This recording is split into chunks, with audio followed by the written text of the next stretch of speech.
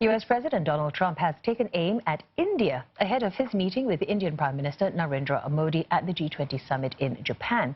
He demanded India withdraw retaliatory tariffs imposed this month.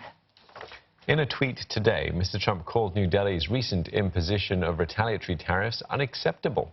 Import tariffs were raised on more than 20 items from the U.S., including almonds and walnuts, on June 15th.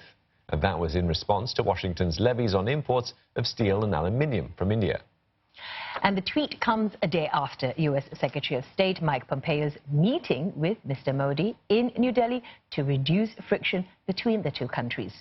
Mr. Pompeo had described the nations as friends who can help each other all around the world.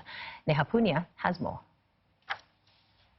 You had an entire day of ostensibly successful bilateral engagement when U.S. Secretary of State met the Indian Prime Minister, held talks with the Indian Foreign Minister, and all of that negated in a sense by this tweet that Donald Trump put out. The Indian Foreign Ministry says they've seen the tweet. They're not going to comment on it just yet because currently their focus is on preparing for that summit talks with President Trump. But a lot of experts are telling me that this is along expected lines. India is going to go into these negotiations and conversations with Donald Trump in Osaka with a sense of caution.